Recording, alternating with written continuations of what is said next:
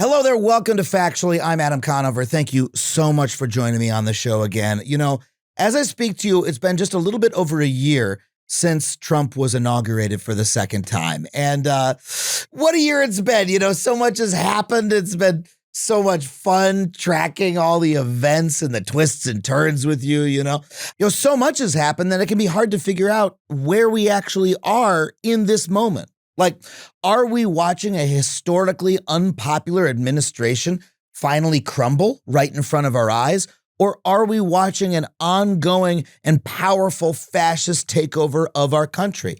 Which way are the winds actually blowing? I mean, on the one hand, we've seen armed thugs, agents of the federal government, a virtual private paramilitary force under the power of the presidency, occupy and brutalize a major American city. In Minneapolis, they've roughed up protesters. They've thrown journalists in jail for the crime of doing journalism, and they have murdered innocent people for simply watching them do it. These thugs have demanded people show them their papers based on the color of their skin or the language that they speak. They've done so legally, and they have sent those people off to squalid internment camps. And if what Trump is doing inside the country wasn't bad enough, the foreign policy of his administration is equally horrific. He kidnapped the president of Venezuela, he murdered people in fishing boats in the Caribbean, and he's threatened military action against our allies simply to seize their territory. Just a few weeks ago, it seemed like we might invade Greenland and conquer it. Greenland, of all places. Now, thankfully, on the other hand, the American people have not taken this lying down. There has been a massive and inspiring rejection of this fascist bullshit on a massive scale. Regular people have gotten pissed and taken to the streets. And after the murder of Alex Preddy by ICE thugs in Minneapolis, Trump has backpedaled massively because of that response. Internationally, there has been backlash too. Canadian Prime Minister Mark Carney made a speech at Davos talking about how the U.S. has caused an irreversible, quote, rupture in the global political order, and middle-sized countries like his need to consider going it alone. So it actually seems like we are seeing a complete realignment globally. So what we have to ask is, does that mean that in this moment we are witnessing the death of the American democracy and the rise of fascism, or are we watching the last gasps of a dying reactionary movement that has fatally overextended itself? I mean, either way, this is a wild and terrifying moment, but it might be one with incredible potential to build something new. Well, to help us answer that question today, I'm so thrilled to invite back on the show one of my very favorite political commentators working today. Osita Nwanevu is a columnist at The Guardian. He's a contributing editor at The New Republic, and his new book is The Right of the People, Democracy and the Case for a New American Founding. And I want you to remember those words, New American Founding. I know you're going to love this conversation. Before we get into it, I just want to remind you that if you want to come see me do stand-up comedy out on the road, I am touring my brand new hour of stand-up around before I tape it at the end of April. Coming up soon, I'm going to be in Houston, Texas, February 12th through 14th at the Punchline. February 19th through 21st, I'm going to be in San Francisco, California at the Punchline there. Formerly, we were going to tape the special there. We actually realized the venue is unworkable to tape, so we're going to be taping it later in the spring in a different city. However, we are keeping the dates. I cannot wait. It is one of the best clubs in the country. Please come out to the San Francisco Punchline, February 19th through 21st. On April 10th through 11th, I'll be in La Jolla, California at the Comedy Store. And we're also adding new dates in Sacramento and Chicago in April. Please come out. Head to adamconover.net for all those tickets, especially if you live in Sacramento or Chicago. I also want to remind you that if you want to support this show, you can do so on Patreon. Head to patreon.com/Adam Conover. $5 a month gets you every single episode of this show ad-free. You can also join our wonderful online community. We would love to have you. And now, let's get to this week's wonderful interview with the incredible Osita Nwanevu. Osita, thank you so much for being on the show again, man. Thanks again for having me. It's wonderful to have you. You're one of my favorite political commentators. You've been writing, skeeting up a storm over the past couple weeks about everything that's been happening. I first wanted to have you on because you were writing great stuff about foreign policy. Then as we were booking you, everything shifted back to domestic policy being the emergency of the day. So let's do those in reverse order. I mean, first, what is your reaction to, you know, the fascist crackdown is the word everyone is using, rightly or wrongly, over the past couple of weeks, and then also the political reaction that we've seen to it since the killing of Alex Preddy? Yeah, well, I mean, I think all the different threads you saw me posting about, whether it's foreign policy or domestic policy, we're all kind of interrelated in an interesting way. I wrote a piece for The Guardian about how one of the things you can really use to understand this moment is something Stephen Miller said when he was asked about the United States taking over Greenland. What he said was, look, the only thing that really matters in the world is power. That's the way things have been since the beginning of time. Might makes right, basically, what you're saying. And as distant as the Greenland situation, what's happening in Minneapolis might seem, I think that underlying idea runs through all the things we've experienced in the last month since we started this new year. We've seen 2 people killed wantonly on the basis of lies about immigration. We've seen defenses of the impunity of federal agents. Beyond the people who are killed, we've seen them go after not just immigrants, as though that would be, that would be bad enough on its own, but we've seen them going after American citizens. People using their First Amendment rights to broadcast what's going on have been attacked, harassed, harangued. So yeah, I think, and I've thought for the last year, all these debates we've had since 2015, 2016 about whether Trump's politics constituted fascism in some sense, these kind of like academic, high-flying debates where people bring in history and all these illusions and so on, and there's important stuff in them, but I don't think it's really an academic point now. We're in something that is fundamentally authoritarian. We're seeing an agency being deployed as the president's basically personal paramilitary force in a way that we haven't seen in this country. So, I think that the other thing I've really been struck by in the last month, though, is just the strength of people on the ground. We're seeing people across the country, even here in Baltimore, monitoring ICE, following their activities, trying to get warnings out to immigrant families and so on. Spontaneous feels like the wrong word. I mean, this all requires a lot of planning and coordination and effort, and people taking a lot of their own personal time, putting themselves at risk. But we had seen this kind of outcropping or this flourishing of organization beyond just going out there protest, to actually do things to resist this regime. And it wasn't, you're right, it wasn't spontaneous, but it was almost like an immune response or something on the part of the people in Minneapolis. It was like, yeah, you're not going to fucking push us around. You do this. This is what we do. We are going to fight back. Like, it was sort of never a question of whether or not the people of Minneapolis were going to do that. Or at least it was clear once they started. This is how the American people, at least in this state, in this city, are going to fight back. Yeah, absolutely. And it's been extraordinary. I mean, we had a general strike in the city of Minneapolis. People have been posting on social media these last couple of years, when are we going to do a general strike against Trump? Well, they did one, So that has been really heartening to see, especially in the kind of continued absence of real leadership on the part of what's supposed to be an opposition party, the Democratic Party. I think that the real resistance, the real energy, the real animus right now is with the people of Minneapolis and people across the country who are standing up to these incursions and invasions. So, I don't know. I feel, horrified by what's going on. I feel horrified by the 2 murders that we all witnessed. But I also feel like this is a moment where, people are doing what they can to stand up for themselves and stand up for their communities. And that gives me some hope. I mean, you often hear the ICE, as you say, as a personal paramilitary group deployed by the president, and comparisons made to that in the rise of Hitler and Nazi Germany to the SA or those other, paramilitary political forces deployed by a supreme leader in order to harass and kill his political opposition. Yes, there's a similarity. Something that I don't think you had in the years prior to World War II in the rise of Nazi Germany was a vast portion of the population, like, kicking their asses, right? And look, I'm not trying to minimize how much people are still being hurt and brutalized and imprisoned in Minneapolis and other places around the country. But the muscularity and the numbers that people have come out with is, I think that surprised everybody. It's certainly, you can't look at the rise of fascism in Europe and say there's a clear parallel. At least as far as I know, I'm not a huge student of history. Right.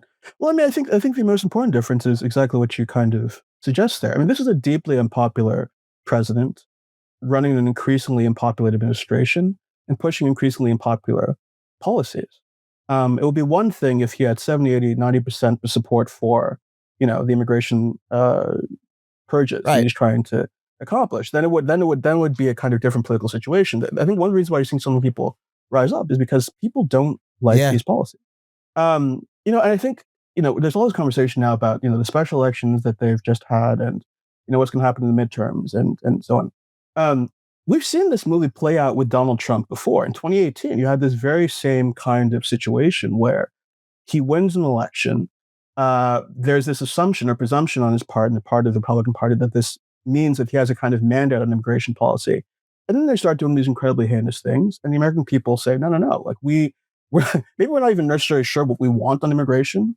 But we don't want this. We don't want families being separated. We don't want people being shot in the street. We don't want coaches and then children being deported.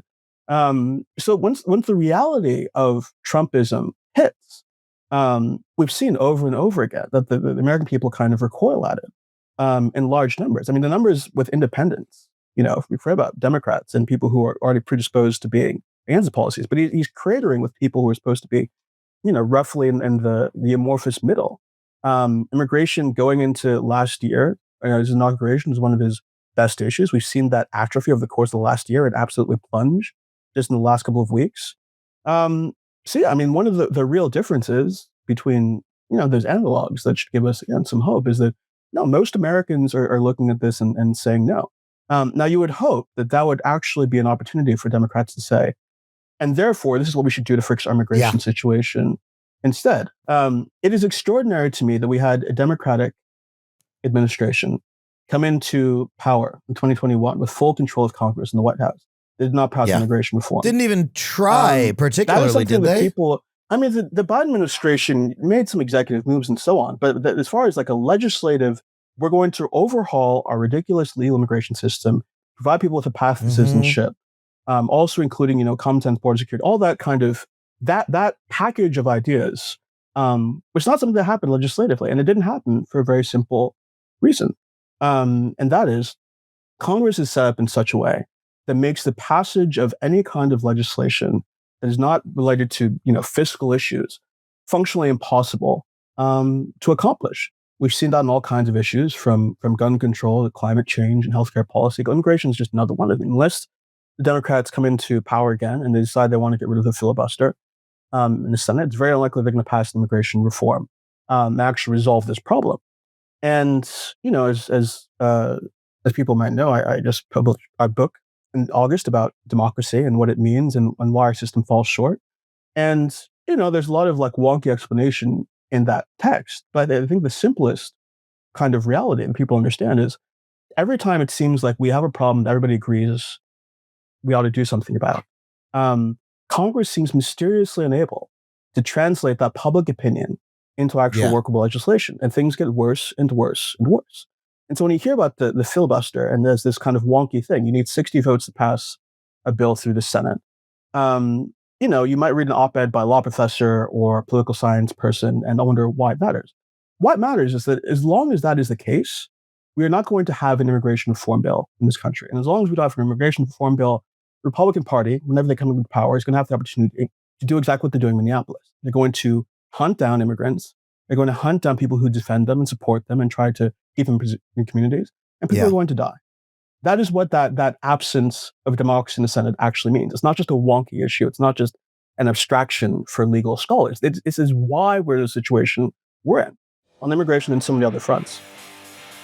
Car shopping shouldn't be a game of 20 questions. Is this the right price? Am I making the right choice? Well, with Car Gurus, you don't have to question yourself. Car Gurus has the most inventory, transparent deal ratings, and real-time price drop alerts. Plus, with Car Gurus app, you can access dealership mode, which gives you everything you need to navigate the dealership with confidence. With Car Gurus Discover, you can skip the filters and describe what you're looking for in your own words. Simply type what you want, and Car Gurus Discover instantly surfaces real real listings that match your exact needs. Dealership mode on the CarGurus app puts you in control. You can compare cars side by side, check pricing, and estimate your final cost so you can navigate the dealership with confidence. It's no wonder CarGurus is the #1 most visited car shopping site according to SimilarWeb's estimated traffic data. So buy or sell your next car today with CarGurus at cargurus.com. Go to cargurus.com to make sure your big deal is the best deal. That's CARGURUS.com, cargurus.com. You know, I keep it pretty scruffy. I like a little bit of texture on the old cheeks, somewhere between noir detective and 6 seconds into transforming into a werewolf. And you know, it's big work to straddle that line, and that is why I like Harry's Plus. Affordable razors on an advanced pivoting system to get a barbershop quality shave, even if you're just tidying up your lines. Coming off some other razors, I'm blown away by the quality that Harry's offers. Each blade is honed at 3 different angles to cut hair cleanly at the root without tugging, and every cartridge includes a lubricating strip with aloe and vitamin E to calm skin while you shave. It also just feels good. Harry's Plus is Harry's heaviest razor handle ever, made from metal, never made from plastic. It's designed to fit comfortably in your hand with control and a luxurious feel. And topping it all off, all of Harry's blades and grooming products can be delivered right to your door. Set your preferred schedule and never run out of blades again. And get this, for a limited time, our listeners can get the Harry's Plus trial set for only $10 at harrys.com/factually. This set includes the all-new Harry's Plus razor, 1 refined 5-blade cartridge, a 2-ounce foaming shave gel, and a travel cover to protect your blades on the go. Just head to harrys.com/factually to claim this offer, and after you purchase, they'll ask you where you heard about them. And you know what? Please support our show and tell them we sent you.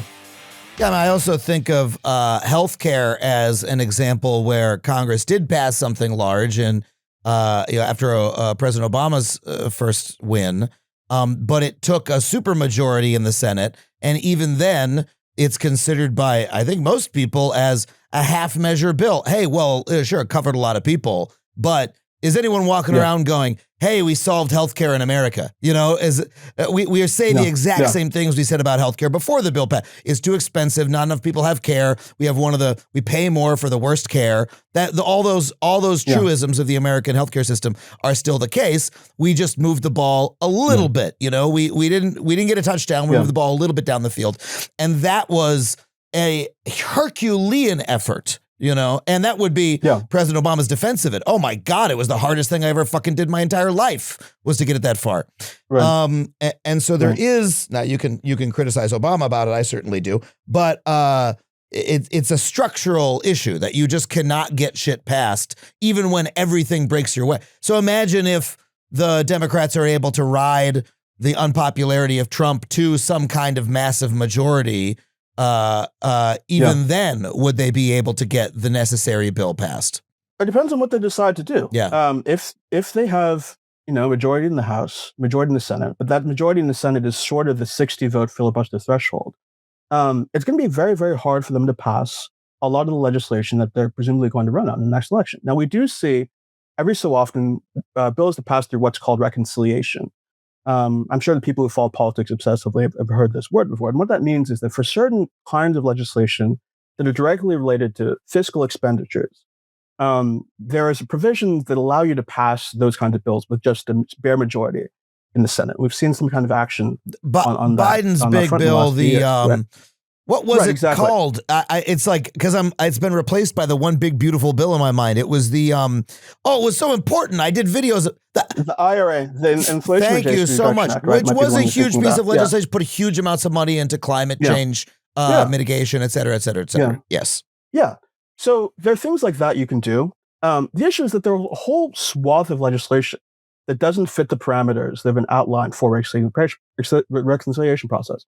Immigration is a perfect example of this. I mean, to change immigration law and to change the way that people immigrate to this country, that's not necessarily a fiscal issue. You can try to do some things to kind of slide it in there, but it's not what the reconciliation process was designed for. In fact, there was some talk during the Biden administration about including immigration reconciliation bills, and was shot down by the parliamentarian.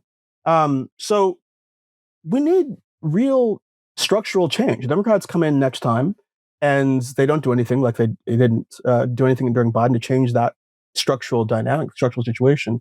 They're going to pass an immigration bill, and they're not going to pass a whole lot of other bills that I'm sure they're going to promise the American people that they're going to pass. The other side of this, I think, is worth mentioning too, is why the Republican Party is so crazy. There are a lot of different explanations you can give for this. There are a lot of different reasons. There's no like one single cause. I do think that one of the contributing factors, though, is that the Republican Party is not accountable to the majority of the American public. Right? If you're a Republican legislator, especially in the United States Senate, your power, your electoral fortunes don't depend upon whether you can actually reach out to a cross-section of the American public. You really depend for your election, especially in safe states and rural states, conservative states, on the Republican primary electorate. Once you make it through a Republican primary, you're kind of golden in your, Senate election in a red state. What that means functionally is that so much of the power in the system, especially in the United States Senate and in safe seats in the House, is tilted towards rewarding people who can win Republican primaries.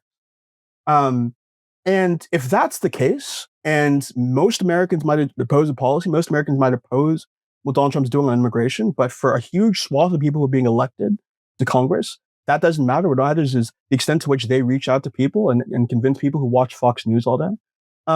That pulls American politics further and further to the right. And that provides you with very few incentives, I think, to moderate from the kind of extremism we've seen from this administration. So again, there's, I think, a lot of discourse around these points that can feel kind of academic, that can feel kind of, nerdy, and this is people who, study politics academically really care about. These issues are no longer in the realm of the purely academic. We are seeing every single day the consequences of a deranged political system that rewards extremism, that doesn't represent most of the American people, and that prevents us from solving our most important problem. Yeah. And I wonder just when we're going to reach a point when the Democratic Party in particular is willing to take these issues head on and push for not just, policy changes for the things they care about, but the actual structural changes they're going to make enacting those better policies possible. When are the Democrats going to run on our political system itself is so fucked up? Look at what's happening. Like, and that would take a recognition on their part. Like, they would need to be able to call the Republicans crazy. They would need to be able to say, this is un-American, this is fascism, this is bad for the entire nation. Because that people around the world are, like, if you look at the reactions at Davos and before that the other countries are now having towards America, they're like, they look at it the same way that we look at, some fucking, South American dictatorship, a country that doesn't have its shit together. I don't want to malign any other particular continent, in fact, because we actually might be uniquely bad and worse. But, there's some countries you look at, like, oh my God, thank God I don't live there. Things are so fucked up there that look what happens every couple years, I think about, like, I don't want to name a country. There are some countries where, like, they're stable for like 5 years and then everything goes to shit again because there's something structurally wrong that causes the political system to, like, lose a wheel and become completely undemocratic. And, like, you can tell the other countries are looking at America going like, well, hold on a second. Even if, like, someone not sane comes into power next time, well, what's going to happen 4 years later? Like, something is deeply rotten in America. The table's missing a couple legs, and our internal political culture, the sane adjacent people in our political culture are not saying this out loud and saying we need to do something about it and put ourselves on a firmer democratic footing where this kind of shit doesn't happen. I think that's exactly right. And this is actually something that's been eye-opening to me, just sort of seeing the European reactions in the last couple of weeks to what's going on. Because I had assumed that there was a lot of awareness, certainly amongst European legislators, people involved in politics in Europe, of just how bad the American political system is. But I feel like that's actually something that was not, not as widely known as I had assumed, because you'd read, comments from these people like, why aren't the American people opposing what's going on with Greenland? Why aren't the American people standing up? Why aren't they, opposing this president? To which the response is they are. Not only are we seeing, like, this activism on the ground, but, like, the polls are very, very clear. Especially on Greenland was like an 80 to 90 to 10 issue. was like 80% of the American Republicans are like, what the fuck is this? Republicans were like, but Trump is in a position as the executive to do a lot.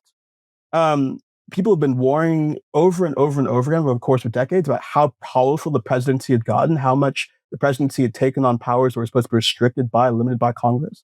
And now we're seeing that, come to cartoonish light with the Greenland situation. He can do functionally whatever his, deranged little mind wants to do there.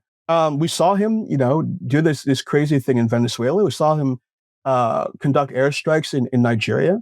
Congress, constitutionally is supposed to have a role in declaring war and engaging in these things. Doesn't really seem to matter. Conceptually, Congress can impeach the president if the president abuses his power and does things he's not supposed to do and violates the law. Actually, and as a matter of fact, if Republicans agree that they support this president and they don't vote him in, the threshold for impeachment is so high that alliance with the president prevents Congress from doing anything to restrict.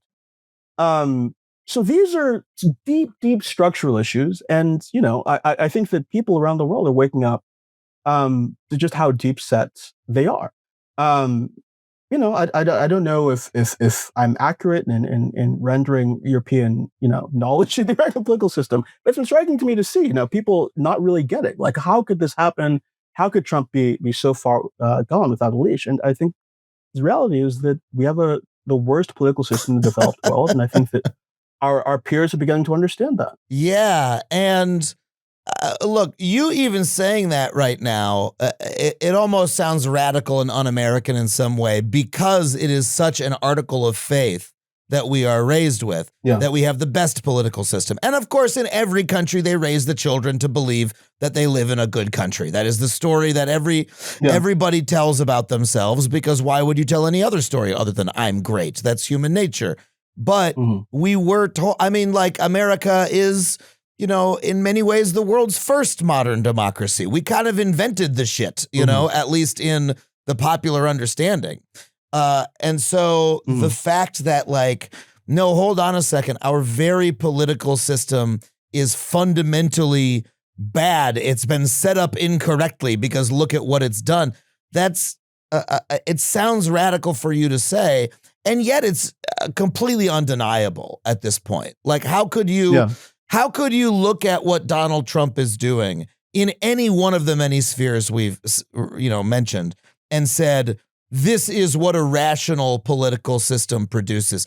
And to the point that you're saying about Congress and the war powers and things, literally the opposite of what I was taught in, middle school. The balance of power, the checks and balances. Everyone knows checks and balances.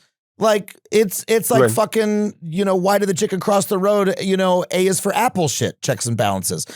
There aren't any. They're gone. We can tell. There are none. Mike Johnson is like, I never disagree with the president. He said earlier, he said, I would never disagree with the president publicly or something a couple days ago. He said, we do that in private. Yeah. Like the Supreme Court is backing up everything that he does. There aren't any checks and balances. So how could you look at it otherwise and say the system has structurally failed? Before we get into what we need to change structurally, I want to ask a little bit, why is there such an asymmetry between the Republicans and the Democrats? Because you said the Republicans are driven by, the primary voters, and that is one of the structural problems. But when you look at the fall of the 2024 election, a big part of it was people saying, the Democrats were too driven by the Democratic primary voters. And that was literally just stuff like Kamala Harris being on record 5 years earlier saying, I like single payer healthcare or whatever, like pretty basic domestic policy, stuff that she was agreeing with. Oh yeah, Elizabeth Warren has some good ideas, shit like that. And then literally they lose the general and it's like, the Democratic primary voters were driving the bus. And that is why they failed. When in the case of the Republicans, Trump's literally out there saying, I'm going to deport 20 million people. He wins on that. He does it. We find out, guess what? The American people don't like it. And yet they were able to win. Yeah. So why can they win the general when the Democrats can't? Well, I think it's important to point out. So in 2020, when those comments were made, the people resurfaced in 2024, these blurbs that people were doing to win the Democratic primary, to win progressive voters. We won that election in 2020, Yes. right? Importantly. The election where we ran the other way, when Kamala Harris went out there and said, well, I'm a gun owner, I have a gun, and I know how to use it. When Kamala Harris was talking about being tougher on immigration than Donald Trump, when they ran away from trans rights, when they ran away from all these things, that was the election we lost, right? And so I don't know that there is a one-to-one kind of relationship to like those, that's the explanation for why. But that should tell us this is a more complicated story than strategists and consultants in the center want to tell us it is. Politics is complicated. And I think that there obviously there are costs to taking all kinds of positions, but that doesn't mean that running on principles and knowing what you stand for and being able to articulate what you stand for is necessarily going to hurt you. In fact, being robust in the defense of a particular stance is something that I think that voters respect. And that's also the only way we can actually change public opinion. Look at Zoran in New York, right? When he got negative reviews for saying, I am not going to apologize for being a democratic socialist when he was inaugurated after he won the election. Yeah. And let me tell you something. I toured all across the country, and I have a line about Zoran in my hour right now. By the way, come see me in Houston next weekend if you want to hear this line. And every time I mention him, the entire crowd cheers. And of course, these are people who came to see me, but this just happened in Louisville, Kentucky, because he's one of the most popular politicians in America, because he does not apologize for his beliefs. And that matters to people. Yeah, I think that's right. So, I mean, the way I'd put this reductively is Republicans are usually trying to run ahead of public opinion in many respects, and Democrats are kind of trying to lag behind and catch up with public opinion is. So think about gay marriage, for instance. Back in the mid-2000s, it was incredibly toxic for many Democrats to come out and say they supported the right for people to marry whoever they wanted to marry. Up through the Obama administration, I think one of Joe Biden's greatest moments was this interview. I don't know if you remember this, where he's kind of like let out that he supported gay marriage right before the administration was willing to. That is a general Democratic position and disposition on most things, to actually try to change public opinion. Say, well, I believe this. You might not actually believe it, but here's why you should. And here's why you should come over to our side. That's not a kind of mode that they exist in. And I think that's partially a function of what I was talking about before. I think the political system, does disadvantage progressive, does disadvantage left-wing public opinion in certain respects because Republicans are so, structurally empowered. But I think despite of that, there are moments where you can change things and shift things if you take a strong stand. And again, one other way to deal with that situation is to implement structural changes that tilt the system away from being so right-dominated and so right-controlled. Democrats have not been willing to do either of those things. And I think that's to their real detriment. I mean, last year, I remember reading reports from Axios, these quotes that they get from House members behind the scenes, what Democrats should do with immigration. This is when the Abrego Garcia case was in the headlines, right? This innocent man who had been deported for no reason. There are Democrats who are being quoted as saying, well, look, this is just a random guy. Do we really want to stake our position on defending this person? We want to stake our position on defending these people. And now, of course, we're seeing that, because the administration's actually been so crazy, and because you see people, ordinary people standing up, and because you have these confrontations like the ones that ended in the deaths of Renee Good and Alex Priddy, immigration's now one of Trump's weaker issues, or at least it's weakening for him dramatically. Imagine what would have happened if Democrats had last year, with intention, been pushing the line that this was wrong, that this is going to lead to disruption of communities, destruction of families. These numbers would probably be even worse. So the sort of presumption that you can't do anything to actually bring the American public to your side, you're always trying to kind of play catch up with whatever you think the public is. Meanwhile, the Republicans are doing things like saying we're going to invade Greenland, right? That's an asymmetry that's not sustainable. I don't think it's rational, and I think that a lot of changing our position, a lot of changing our situation as a country is going to depend upon Democrats breaking out of that mold and choosing a different approach to politics. I mean, it's so mind-boggling because to look at the Trump administration's specific cruelty to innocent people, which is something that, like, the public does not like. Guess what? The average person doesn't like to see wanton, violent cruelty meted out against innocent people. And to look at that happening and say, no, we can't make a political issue out of this when it's organically coalesced around someone like Kilmar Abrea Garcia, right? Now, maybe you could make the argument that it was easier in the case of Renee Good and Alex Preddy because they're good white Minnesotans, and I think that could be part of it. And also that there's been more of these cases. But like political malpractice to not look at the Kilmar case and say, hey, let's make some fucking hay out of it. They fucked up. They attacked somebody who didn't need to be attacked. The public is incensed. Let's make hay while the sun shines, guys. But then also I think you make a great point I think about Obama all the time, most successful, brilliant leader on the Democratic side in a long time.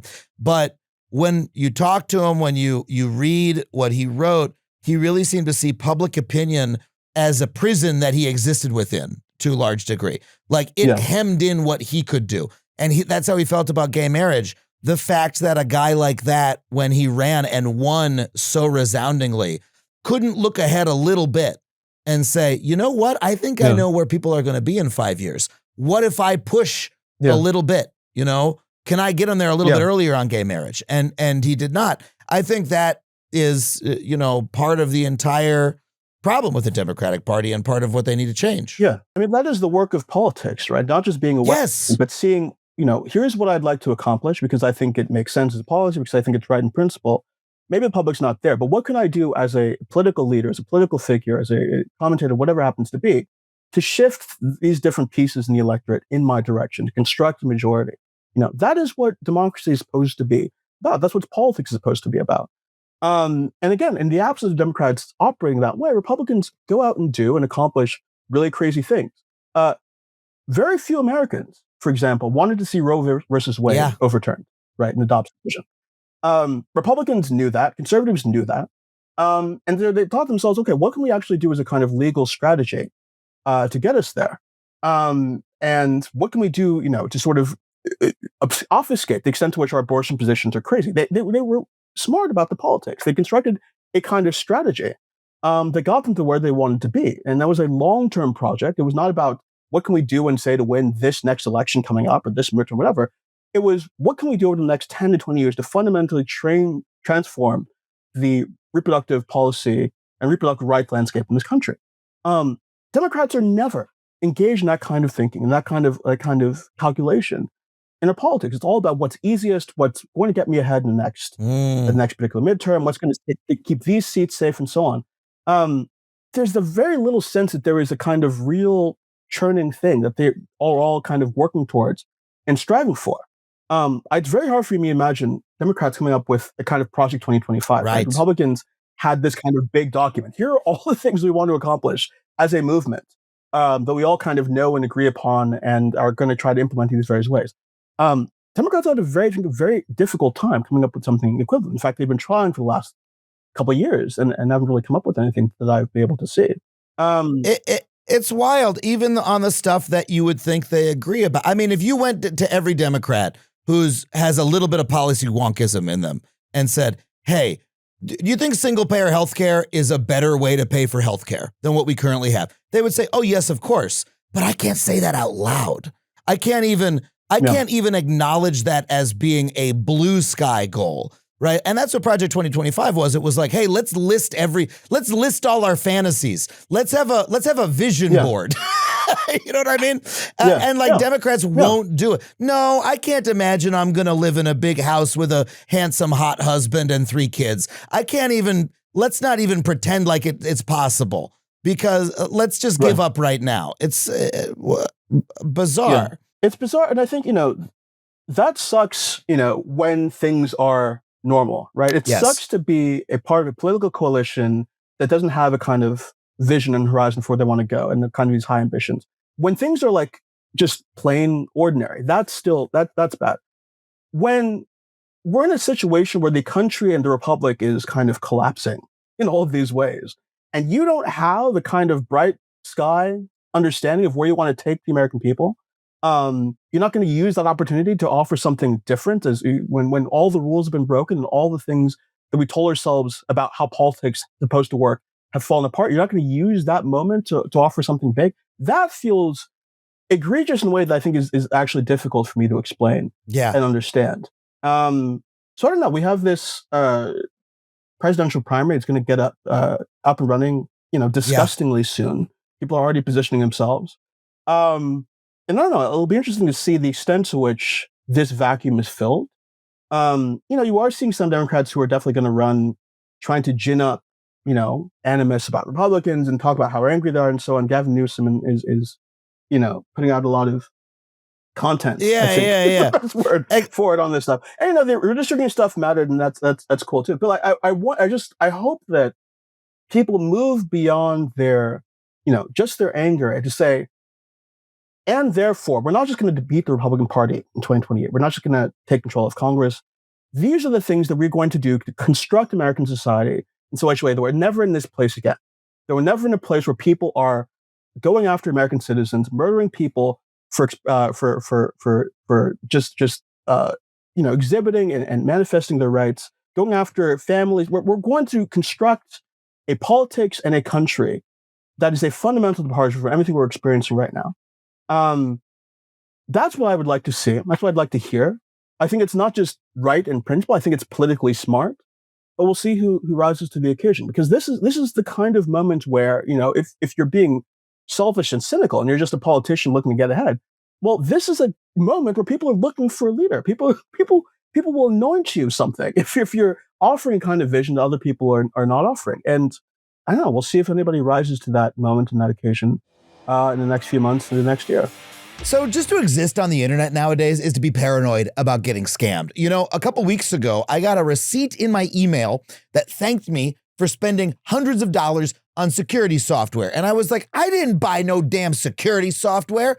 I'm getting scammed by the security software company. They had a number you could call to get the charges reversed. I almost called the number before I realized, no, that itself is the scam. They had not charged me the money. But instead, if I called them, they were going to say, give us your credit card number so we can give you the money back. And then they would steal my money. It was a scam within a scam. It was a scam Russian nesting doll, if you will. I mean, these scams have gotten so complicated, it has become difficult to tell even if you are getting scammed and who is doing the scamming. And you know what? That is why I am so glad that Cash App is constantly introducing new security features that prevent your likelihood of getting scammed. Get this, when you get the Cash App card, not only do you get access to a ton of perks and benefits like exclusive early access to nationwide content pre-sales or discounts on popular brands. Ooh, I love those popular brands. But you also have extra security with the power to instantly lock or unlock your card right from your phone in just one tap. So if your card is locked, you know that email is not legit. And if a suspicious transaction pops up in your card, Cash App has your back by automatically declining the purchase and sending you a heads up to confirm if it's you or not. And behind the scenes, you can rest assured knowing your account balance is protected by 24/7 fraud monitoring. Spend with peace of mind today and order a Cash App card in the app or at cash.app/card.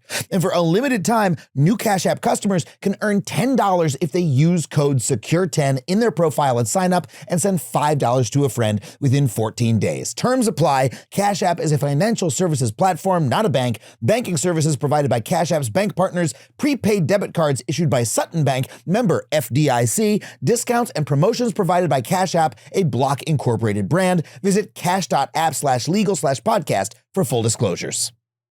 Going on the internet is like trekking through a big field of snow. I'm excited to see where this ad copy goes. I wonder in what way. Well, no matter what you do, you end up leaving big honking footprints everywhere you go. Okay, this is starting to add up. All kinds of your personal data, including email addresses, phone numbers, names of relatives, exist out there on the internet just waiting to be seen by anyone looking to exploit you. Man, the metaphor is really tracking at this point. That is why I simply have to recommend Delete Me, a service I've been using for years and actually really believe in despite my somewhat ironic approach to this ad read. I actually do use the product. I've used it for many years and I'm so grateful to have it. Because right now, as I speak, there are people out there who make a living just off of trading your personal info. They're called data brokers, and they are pawning off names, addresses, and other personal info to anyone who is willing to cough up the cash. I'm going to go out on a limb and guess that sounds like something you'd really rather not be a part of. So you really need to check out Delete Me. Here's how it works. Their teams of experts diligently hunt down your personal info, remove it from the internet, and keep it gone, keeping you and your loved ones safe from bad actors. As the world gets more wired, there has been an uptick in online harassment, identity theft, and even real-life stalking, all because of this easily accessible information. So why take the risk? You, your family, and your loved ones deserve to feel safe from this kind of invasion of privacy. So check out Delete Me, not just for your security, but for your friends and family too. And get this, you can get 20% off your Delete Me plan when you go to joindeleteme.com/Adam and use promo code Adam at checkout. That's joindeleteme.com/Adam, promo code Adam. I'm hopeful, just as an aside again, that Zoran's success in New York will be instructive to at least a few Democrats, because to get up there and say, look, I have some affordability, yes, but you can imagine Democrats getting up and say, affordability, we need to create an opportunity economy and bring down the price of gas. No, he said, the city's too expensive, let's make buses free and shit like that. Yeah. And guess what? He's not going to be able to do most of that stuff.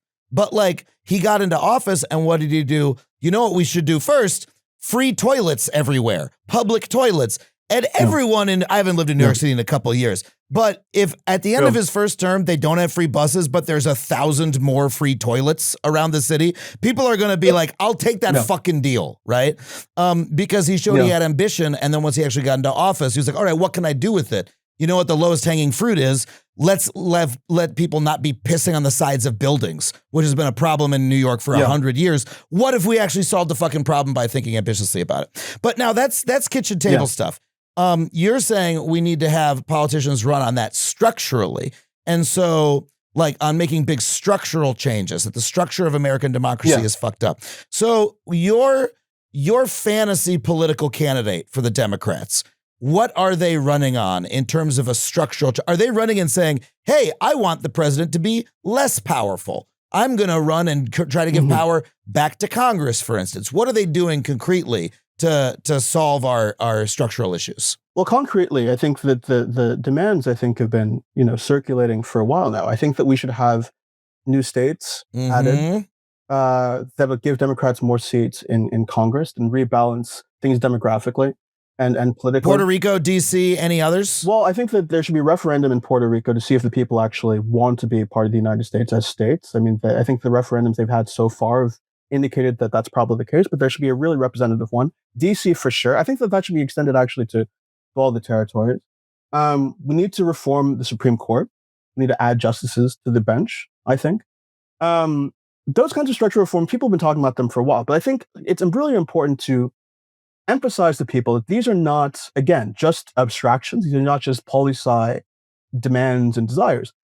Implementing these things is the way you actually get to kitchen table benefits for the American people, right?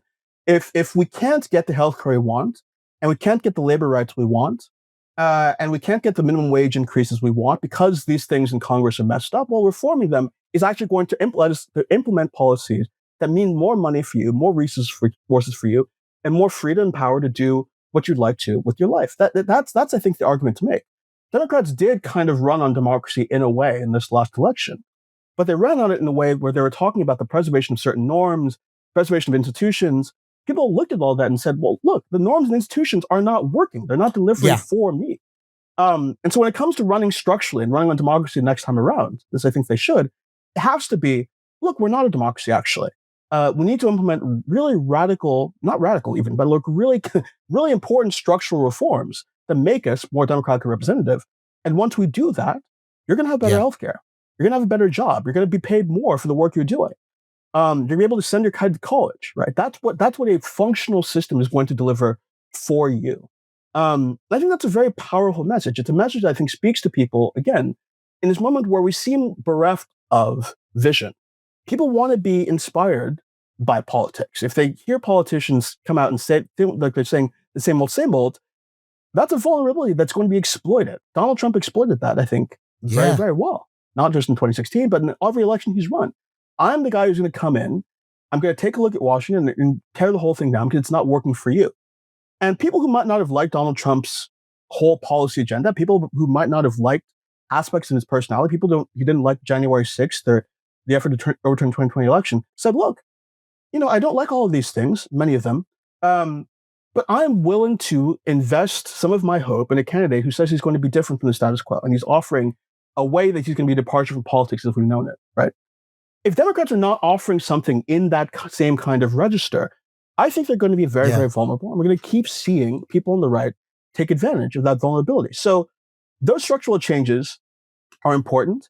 I hope they're run on, but I hope they're run on not just, as these kind of wonky things we should do for their own sake, as much as I believe that, but because we're actually going to use those changes to deliver material gains for the American people.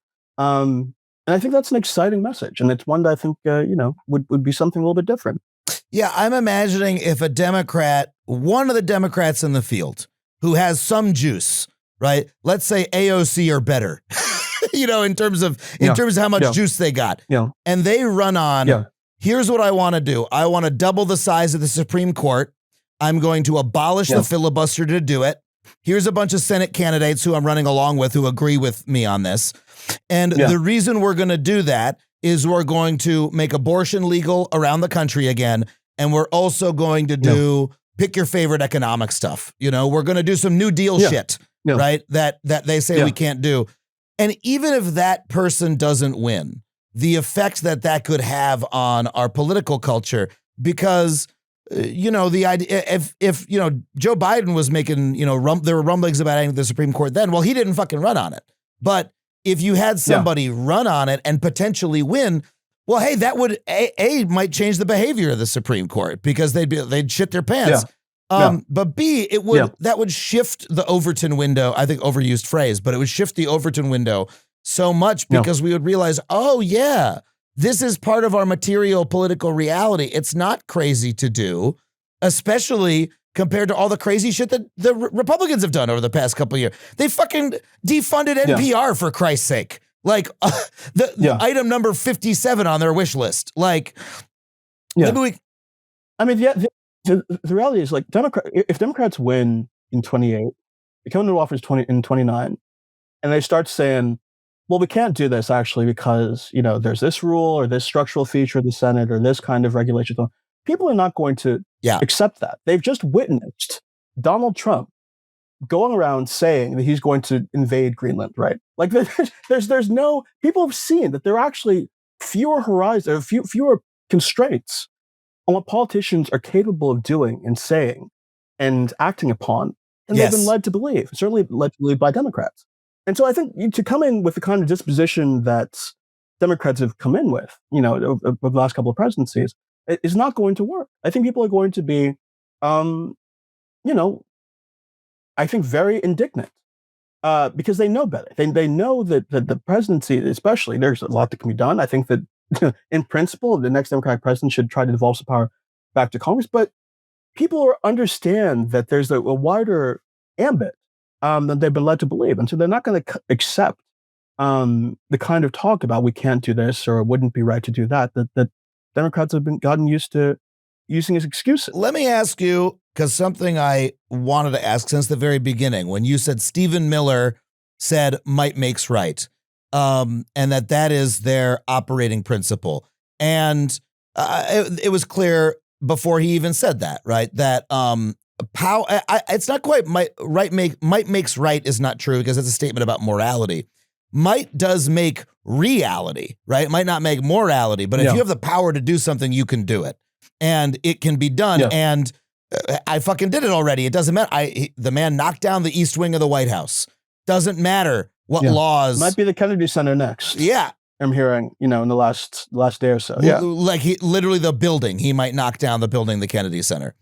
And I mean, once that's done, what are you going to do but shrug and say, well, he did it. It happened. It doesn't matter what anybody has to say about it. Yeah. But there's also a degree to which I've seen you and others write about that is an un-American point of view, that like the whole point of the country is that might is not supposed to make right, that the people are supposed to have something to say about it. You are advancing sort of an argument that, hey, when the Democrats are in power, they should have a little bit of the same idea, right? They should realize how much power they have to do things. So I'm curious how you, weigh that, use of presidential or political power against the need to want to have checks and balances and have the American people have a say and have there be, mitigating factors in your overall political analysis? Well, I mean, I think that they should use their power to democratize the system, right? So they should be using their power in ways that actually give power back also to the American people through whether it's adding seats or reforming the court. These are ideas that are going to be framed as radical, usurpations or seizures of power. But their actual impact is to democratize the system and to give more power back to the American people and give power to the American people more equally. You have a political system where it matters tremendously where you live, right? I think Democrats should use their power whenever they have it next to change that and to say that, it doesn't really matter if you live in New York City or Los Angeles or you live in Wyoming. We're all Americans. We're all entitled to an equal say. We are all entitled to equal political rights. And we're going to implement changes that make that so. I don't see that as a kind of abuse of power. I see that as something that will democratize the system and give more power to more Americans who lack it today. But on this point about Stephen Miller and how un-American what he said is, so like I said, I wrote a piece in The Guardian about this quote. It tied a lot of different things we've seen happen in the last month together. And I think the main idea of the column was this. The idea that might makes right and that there's nothing that really matters in the world but your own, will to power, is an idea that is not compatible with civilization, right? Or any civilization worth aspiring to. I think any civilization, every society worth wanting to live in says, no, we actually have obligations to each other. We have standards of behavior we're supposed to uphold for ourselves. We're all entitled, we've told ourselves in this particular society, America, to certain rights that you cannot abrogate. And we believe in all these things because we believe there's something important about human life that is eroded when we tell ourselves that nothing really matters but power. And so, we're about to start this year of commemoration. I guess we have started this year of commemorating, the Declaration of Independence. What an irony to have that anniversary be at this moment. Exactly. But it's also an opportunity. I think that we've done a great job in the last decade or so in the discourse of critiquing various aspects of American history, bringing to light things from our past that we've ignored, haven't taken sufficiently seriously, trying to understand the ways in which they influence the present. I think all of that work has been important. I do fundamentally believe, though, that at least the first couple of paragraphs of the Declaration of Independence are among the best sentiments ever expressed by society. The idea that we're all entitled to basic rights, that we all have dignity and worth and purpose, and ought to construct a society on that basis. And if that society ends up in a place where it's abrogating those rights, we have also the right to overturn things and create a society that's better and that it's more respectful of our intrinsic dignity as human beings, right? That is not just a kind of dusty old document to me. It's not just a museum piece. That is a live commitment that we should still believe that we have today. We should ask ourselves, do we actually have a political system that is respectful and that strengthens our humanity? Do we have an economy that respects and strengthens our humanity? I think it's no coincidence to me that a administration that has so little respect for intrinsic human dignity, that's willing to do what it's doing to immigrants, that's willing to do what it did to Renee Good, now it's pretty, is also abetting an industry in AI that hopes to replace large sections of humanity, that hopes to throw millions of people out of work and turn over some of our basic human capacities to technology. I don't think it's coincident that the Trump administration has been backing this as well. This is a political formulation for me that is fundamentally at odds with some of the best human impulses and basic human impulses even that we have. And I think it's time to have a politics where people are willing to say that. And I can't think of a better year for us to really take that up as a message and as an idea. What a gorgeous message. I mean, the idea that you're right, we have the part of the Declaration of Independence, all men are created equal, all people are created equal. But the other piece is when in the course of human events, right? When the people recognize that they are being oppressed, that they are living in a political system that no longer serves them, they have the right to wage a revolution right? And what if we saw that as a living call to arms? You know what that reminds, it's sort of perverse, but what it reminds me of is if you look at the history of the Mormon church, right? The Mormon church was founded on direct revelation. Joseph Smith said, God talked to me. And the beautiful thing about that is God can talk to anybody. And one of the problems the Mormon church has is Mormons ever since have gone, hey, guess what? God talked to me. And then they started a new sect. And the mainline Mormon church has to constantly go, no. God didn't talk to him. God's only talking to us. But like some of those, splinter groups have had success because that's how religions work. But the fundamental premise of the religion is anybody can do this. And that's also let's make it turn to a positive. One of the fundamental premises of the Declaration of Independence is this is the people's right. The people can sweep away the old when the old no longer serves them. And it is kind of a perversity that the American experiment has turned into, a calcified set of, the founding principles on the stone tablets that we cannot change. No. The point is we can change them when we want to. We can have a new founding at any moment. And maybe we could embrace that and say, no, that is what would honor the founders' intentions, is to take up their call and do it again. Right. I mean, that's why this country exists in the first place. And I think we have the same prerogative. I mean, we certainly know more about governance than the founders did more than 2 centuries ago. We've had more than 2 centuries of experience with the system that they created. We've seen republics and other kinds of governments come up across the world we can learn from. We have political science as a discipline that didn't really exist back in the late 18th century. So we have all of these different resources available for us, beyond also the morality of we now, not believing in slavery. We now believe, us now believing in women are equal. We're smarter than they are. We know more. I would there's plenty of people in America. I think Lena Khan is probably smarter than Thomas Jefferson was. You know what I mean? There's lots of people in America. I'd say, give them the pen. Let them do a draft and we can all read it. Please continue your point.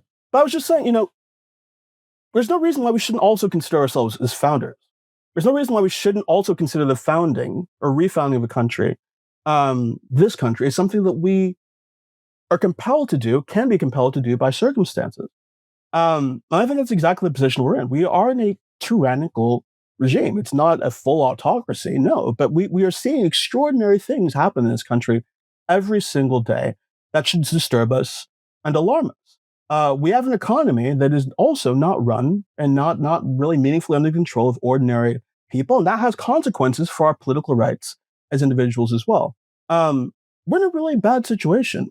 Things I think have been worse in this country, sure, in a lot of different grounds, but the structural problems I'm talking about are not things that are easily fixed by tinkering around the edges. We are in a moment where, to bring ourselves out of the morass we're in, we need to make big changes. We need people to speak in large terms about the kind of country we want to be. And I think that, again, this is a perfect year for us to start doing this. But the most important thing is what you said. Like, we should also consider ourselves as founders. This is our country. This is a country that belongs to the living. Even Jefferson himself said famously that he didn't believe the Constitution could justly last, I think, about more than 19 years by his estimation. We're at more than almost 240 years with the Constitution that we've got. The average lifespan of a written Constitution in the developed world is about 32 years. We're overdue for a change. We're overdue for a real conversation. And I don't think that's something we change overnight. But this kind of project of making American democracy real, I think it's a generational project, but one that we can start now. And the next time Democrats come into office, I think there are concrete things they can do to pull us in that direction that would also improve our political situation and disempower a right that's gotten far too authoritarian for the health of our country. Are there any other concrete things you haven't mentioned yet? Supreme Court, devolving more power upon Congress, any others? Well, I mean, one of the things I think is important to mention, I just talked a little bit about the economy, right? And the extent to which I think the distribution of power in the economy matters. Look, we're in a situation where we're about to have the first trillionaires in the world, right? We saw about a year ago the wealthiest human being on the face of the earth, because he donated about $260 million to Donald Trump's campaign, which is a fraction of what he owns. He was given the right to rework the executive branch to his liking. Thousands of people fired, ended programs. I'm told hundreds of thousands of people who are dead abroad because the USAID cuts.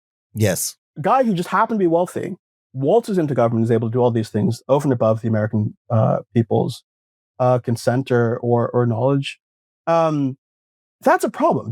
I think that there are ways in which the concentrations of wealth we have in this country, beyond all the economic reasons why it's bad, are also destructive and destabilizing when it comes to our political rights and the extent to which we actually have democracy. And so we're at a point too when we talk about reforms to democratize the country, we can't just talk about, political structural change. We also have to be thinking about an economy that's so unequal. The people in Elon Musk are given the amount of power that they have, and they can use it to wield and yield it to their own political ends.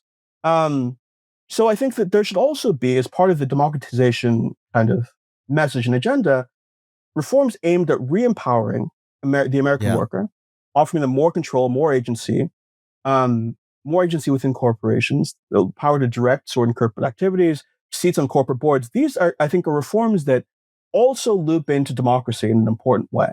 I think the easiest thing, or the easiest lift, would probably be the PRO Act. So this is a piece of pro-labor legislation that's been on the table for a while now. It'd make it much easier to organize. It gives workers a measure of economic democracy. But I'd also like to see people start talking, again, about co-determination. So this idea of putting seats on corporate boards that are reserved for representatives elected by workers. Liz Warren talked about this in 2020. Bernie Sanders talked about it. It was not a major proposal in the discourse. But for me, that's actually a very exciting idea that I think will strike the American people as new sounding, novel sounding, ambitious sounding. And it also, I think, ties into democratic principles that we are discussing in an important way. I also think there's a tweak to the way we have talked about wealth so far in American politics that would be appealing to the American people, or at least would like to see someone try, which is a shift from let's take their money away and fund single-payer healthcare to let's take their money away because it gives them too much power. They have too much power over your life. Jeff Bezos should not be running our country. Elon Musk should not be running our country. Mark Zuckerberg should not be running our country. I think that has been impossible for the Democrats to say until now because the tech titans were actually part of their coalition. They no longer are. I'm sure there are some, Soros is still on the left, probably a couple other billionaires, but, they no longer have as large of a share.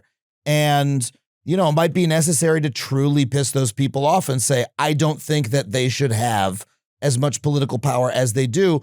And they're going to try to stop me because they want to keep the political power and they want to be able to tell you what to do. And we need to stop them. That's one of the, that would be saying it more plainly than it's been said in the past. And it is the fundamental problem, Yeah, I think that's right. And I just think it's a new message that's easy to run on now, especially. I mean, things have gotten so cartoonish, Adam. The idea that we have, as the leading industry, a growth industry of our economy today, an industry that says openly every single day, well, yeah, the point of all this is to throw millions of people out of work. And what happens to those people, we don't really know. But we're just going to press ahead and press ahead with this technology, artificial intelligence. It's going to replace everybody's, work, profession, their hobbies, their relationships, et cetera, et cetera, et cetera. And we're just going to figure it out. All we know is that it's making us money now. We hope it's going to make us money in the near future. It's actually losing a lot of money, but we hope it's going to lead to these huge profits. And society, we'll just deal with the other consequences happen to be when we get there. That's not the world that most people want to live in. And the idea that they can work towards creating that world purely because they have the capital without any kind of agency on the part of the American worker is extraordinary. And people should be saying that openly. The idea that this is not already a mainstay or a main message in democratic politics is unbelievable to me. But maybe you're right. Maybe this rupture from the tech world creates the opportunity space for people to start saying this. But we're already seeing data center protests and these kinds of things. People are, slowly but surely taking action here.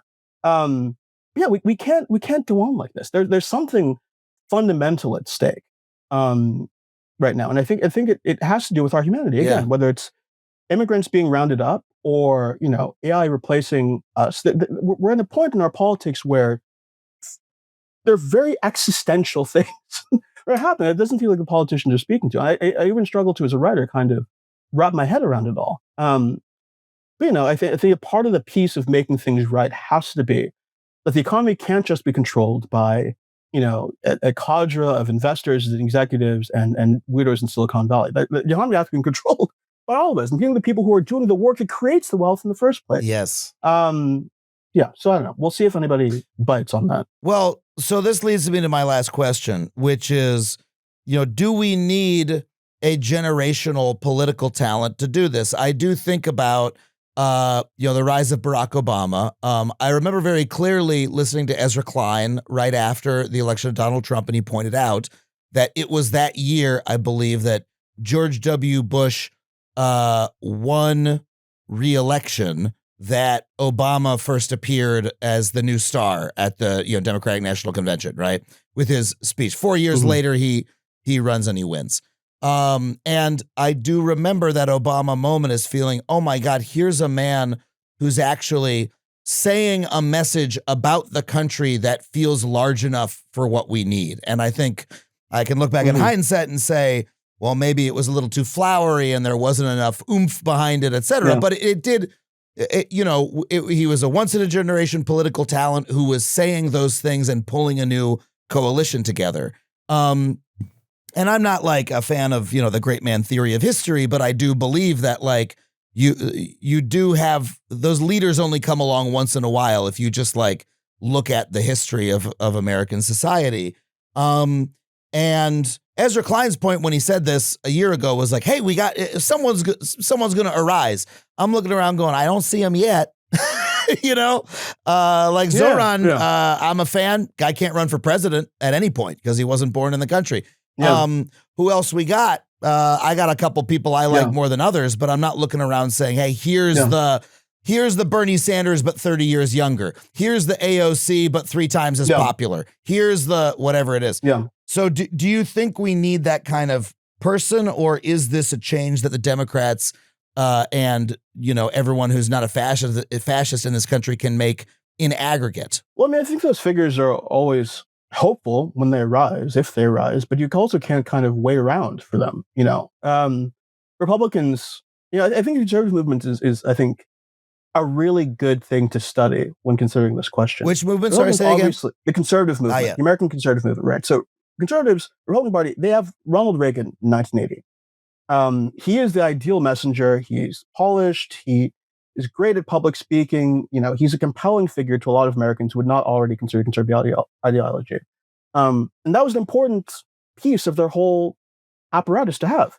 But they also had a movement that, before Reagan emerged as the guy who was going to take the conservative movement into power, did everything they could to build a constituency of Americans that was into their ideas. And conservatism, up as late as 1964 or so, when you had Barry Goldwater, this conservative candidate Republicans run, get completely obliterated in the election.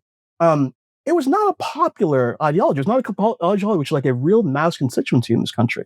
That had to be built over time through media, through books, through organizations, through specific issue campaigns, all oriented around getting people to think a particular way about policy, a particular way about society. Conservatives made an argument to the American people over the course of many decades about the kind of society that they wanted to create. And eventually they're given the chance to try to create that society. I think they've largely succeeded.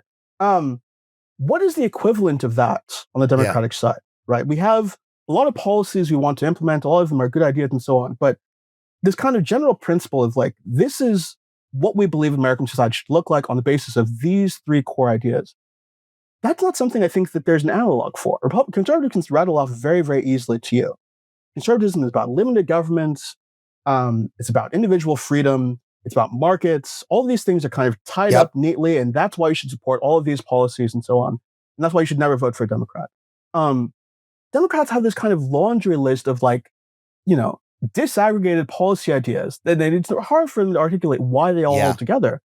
But that vision is important. That's what actually builds movements. So that when the political talent comes around, there's this kind of infrastructure underneath them. That's why we had Obama, right? That leader came for Democrats, and what did they build with it? So I hope that we have political talents emerge. I think they're always great, especially cover as journalists. But to actually implement the kind of change I'm talking about, you need more than that. You need a kind of vision for where you want to take society. You need ways to explain that simply to people. And I think Democrats don't have it. I think democracy, in a way of describing it, as this kind of ideal of self-governance. We control our society. We control our own lives, not the billionaires, not people who happen to be more powerful than us. And we're going to implement structural political changes and economic changes to make democracy real in America and to flourish on that basis. That can be the thing for me. That seems like something that's worth trying. If it's not that, something like that. But I don't see people who are, as of yet, taking on a vision with that kind of ambition, with that kind of like philosophical depth or whatever. And I hope that changes, because I really do think it's necessary. I think the pieces are there, but they're fragmented. Like if you look at the post-murder of George Floyd, movement around racial justice, there was some kind of call, right, for a couple principles, but they got muddled and not everybody agreed on what they were. It went down some paths that were less productive than others, and then the entire thing was smeared as wokeism and abandoned by the people in power. And it was never merged with a completely separate movement for economic justice that was being run by Bernie and his cohort. And those two Bernie and others tried, but those two calls for justice and for democracy were never merged into a single program. In fact, they were seen as competitive with each other, and the two sides argued, and now neither is in the ascendance. And so I think you make a great point that that no single movement has emerged. I'm very curious to go back, as I always want to do, and study the history of the New Deal movement and what presaged the FDR moment, right? I know that part of the story better, but I know there's the progressive era and et cetera, right? But what was the movement that was built at that time? Because that feels like the closest analog to what we need is an overall movement to restructure America in a more, democratic, just direction. How does one build such a thing? It feels like that's what we're trying to do on this show. Yes. Is to build it. We're going to figure it out in the next 2 minutes.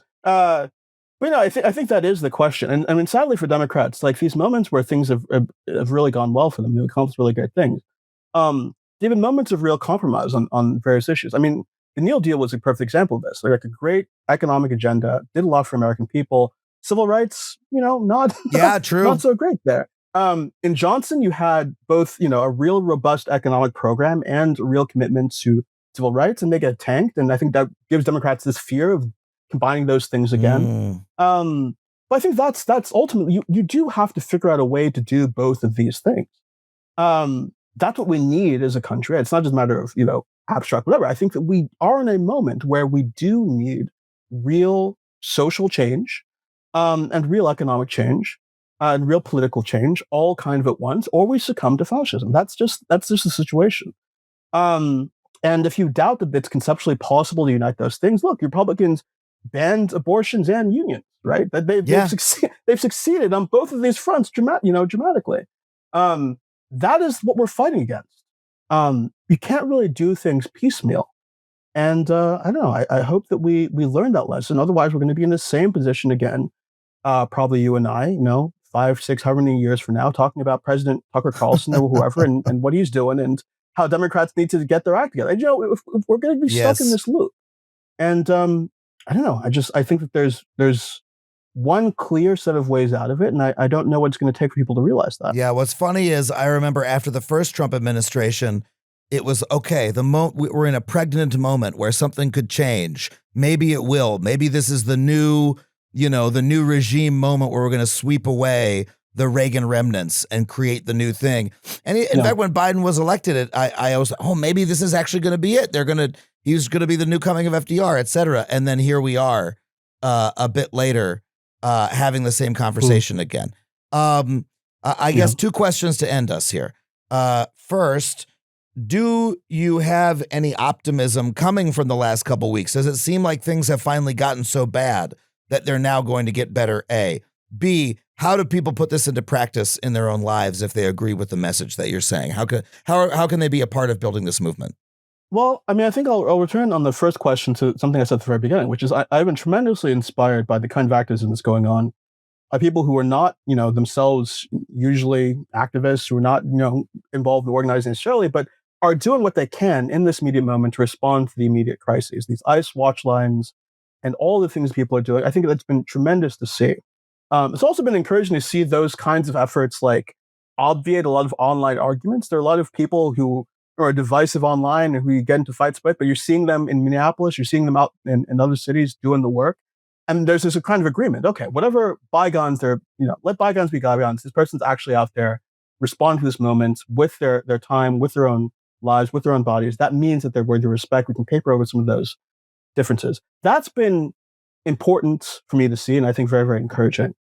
On what people can do in their own lives beyond, that kind of activism. People are about to come around for your vote in Democratic primaries. We're going to have a presidential election revving up pretty soon. You should make it very, very clear as a voter that you are not going to support a Democratic candidate who is not committed to the kinds of structural reforms, economic reforms I've talked about. Your vote is not just going to be bought by, I'm not going to be Donald Trump. Your vote's not just going to be bought by I'm the most electable candidate. Your vote's not going to be bought by, I tweeted these angry tweets about the Republican Party. Your vote is committed to the candidate who is going to do the most to structurally reform the American political system and economic system to bring us closer to being a democratic society. If a candidate's not willing to engage at that level with this moment, they're not worthy of your attention, not worthy of your vote. That's what you can do. As a voter who's going out to these primaries, people are going to be asking you for money, asking you for your time, your attention, your vote. Say outright that you expect candidates with a real vision where they're taking this country, not just beyond Trump, but beyond the situation that has brought us to Trump in the first place. That's, I think, what you should demand. And I think that there's a lot of power, actually, in the Democratic primary electorate. If they're willing to utilize it to these ends, I think you might see real change. I think that's probably the only thing that generates change. I can write and I can holler, I can do all these things, but ordinary Democratic primary voters need to use their votes in ways that bring the Democratic Party to a more ambitious place. That's the only thing that's going to fix anything.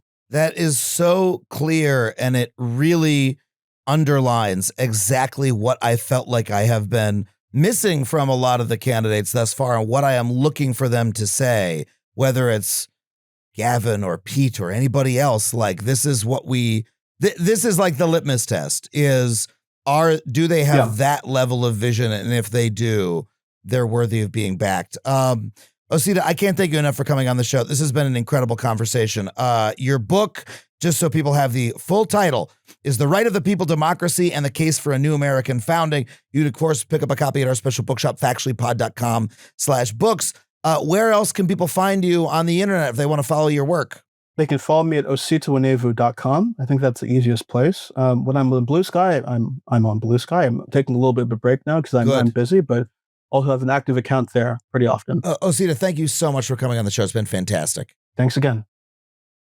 My God, thank you once again to Osita for coming on the show to share that incredible message. I hope you check out his book. Once again, that URL, factuallypod.com/books. Please check it out. If you want to support this show, you can do so on Patreon. Head to patreon.com/Adam Conover. $5 a month gets you every episode ad-free. For $15 a month, you can, I will read your name in the credits of every single one of these episodes and put it in the credits of every single one of my video monologues. This week, I want to thank Carver Tate, Vincente Lopez, Rosamund Sturgis, Benjamin Rice, Jim Myers, and Noah Dowd, one of my childhood best friends, Noah Dowd. Thank you so much for supporting the show.